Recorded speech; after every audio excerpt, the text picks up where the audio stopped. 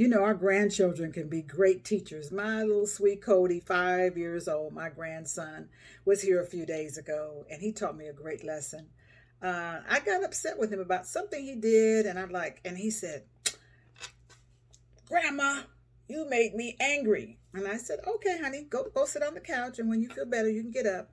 He sat on the couch for about 5 minutes and got right back up and went right back to playing. It was done. It was over. And I realized in the era that I grew up, you were not allowed to express your feelings. You better not say nothing. You better not roll your neck. You better not snap your fingers. You better not smack your lips. You better not talk back.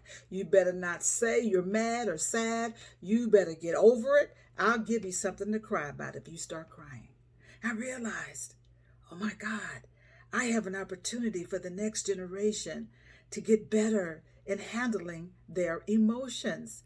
We are spiritual beings having a human experience, and in the human experience, we're going to experience anger, doubt, sadness, grief, joy, happiness. We're going to experience those things. But if we are programmed and socialized that you should not express those feelings, we become what I call emotionally constipated, emotionally obese, bloated with all of these feelings that you suppressed and you pushed them down. Because if you said out loud at church or at work or at the reunion or with friends at the barbecue, if you told them, you know what, I'm feeling depressed, you would be shunned, or you'd be told, well, where is your faith? Or you should get over it by now, or you're crazy. Oh my gosh, we have been so programmed not to own our feelings. And I'm telling you, I'm learning so much from my clients in my coaching. I'm seeing so many women that have suppressed and buried their feelings. They just kept going and going and going and never dealt with their grief, never dealt with their pain, never dealt with their fears, never dealt with their doubts or their, disappointments. It's like, no, let me just keep it pushing. Let me keep it pushing. I got to be strong, because if I share my feelings, I'll be perceived as weak. I'll be perceived as someone who doesn't trust God. I'll be perceived as a failure, a loser. No, my dear.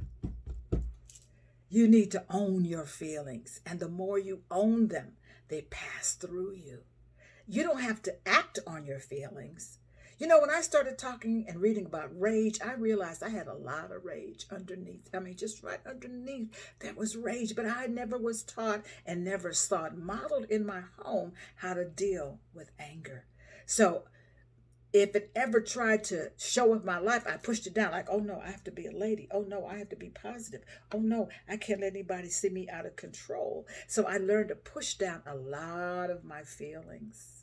I learned to push down my grief after losing my mom, my best girlfriend, my father, my son. I learned to push it down. And you know, if you do that, they'll come back and haunt you, those feelings. They'll come back and you're like, I thought I was done with that. And you realize that you're not, because you didn't own it. You didn't say, today, I'm not feeling my best. Today I'm having some doubts. Today I'm not feeling positive. Today I'm feeling let down. I'm feeling shunned. I'm feeling like I'm not valued. I don't feel appreciated. I don't feel optimistic about my future. That could just be a moment that you're thinking it, and then it could pass. There's so many different versions of you, but if you push them down, suppression leads to depression. And I want you to know about expression. Speak it. Say it out loud. Own it. Today I don't feel my best. Today I'm kind of feeling doubtful about getting that job or getting through this illness. I feel some doubt about my relationship. I feel some doubt about my abilities. I feel some doubt as I'm watching the news. It doesn't mean that that's your permanent emotional state of mind. It's a passing thought. It's a passing feeling. And there's so many emotions you can feel. Don't lock yourself into one. You're positive all the time or you're negative all the time. No, allow yourself the freedom to feel.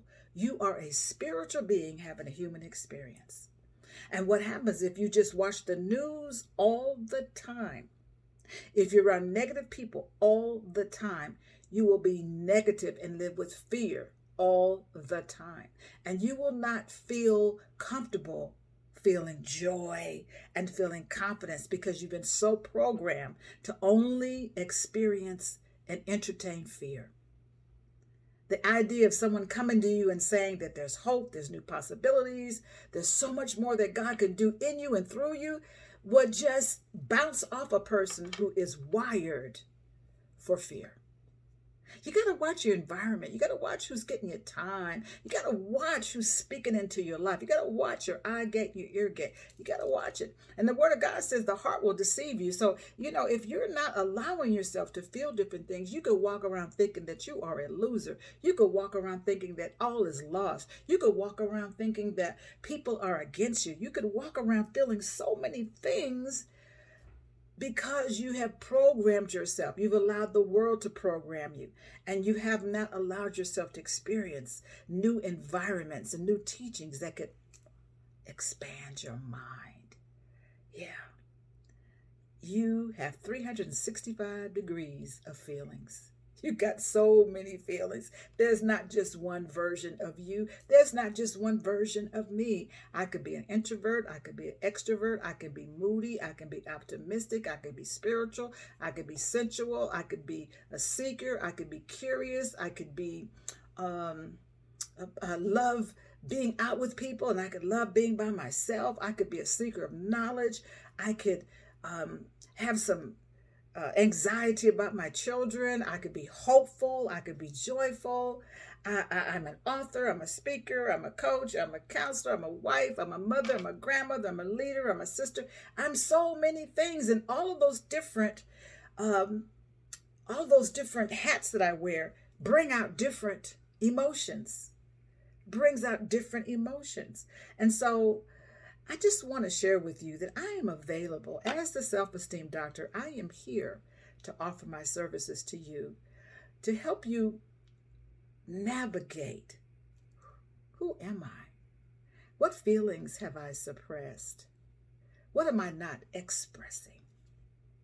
What am I feeling? Am I feeling depressed? Am I feeling hopeful? Am I feeling doubtful? Am I feeling loving?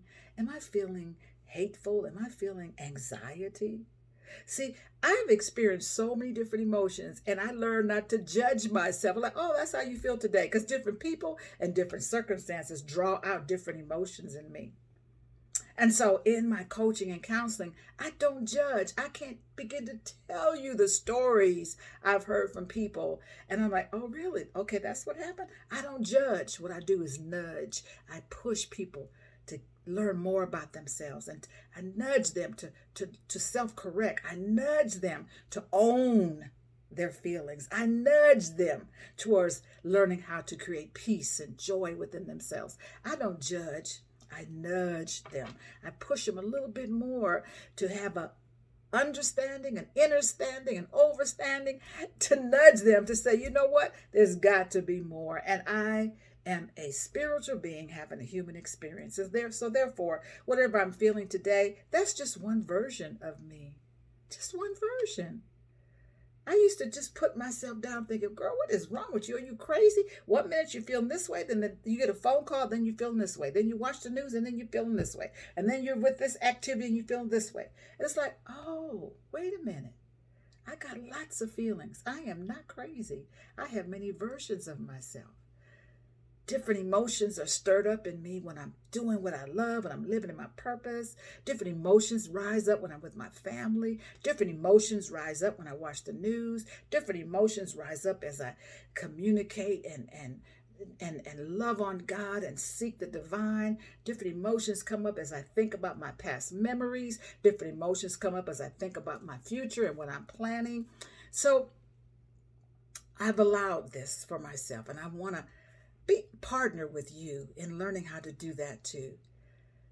Not judge you, but nudge you so you don't stay in one stuck version of yourself just to be accepted by people, because that's not being authentic. I don't want to judge you because you say, oh, I did this in the past, or I feel this way about my mom, or I feel this way about my kids, or I feel this way about my job. But on the other hand, I'm grateful. Yeah, we have all types of feelings. And I'm not going to judge you. I'm just going to nudge you to make peace with the whole self so that you will be centered in who you are and how God has wired you for greatness, how God has wired you to be equipped and not whipped by your circumstances. I am Jewel Diamond Taylor, also known as the Self Esteem Doctor. I look forward to hearing from you real soon. Stay in the light.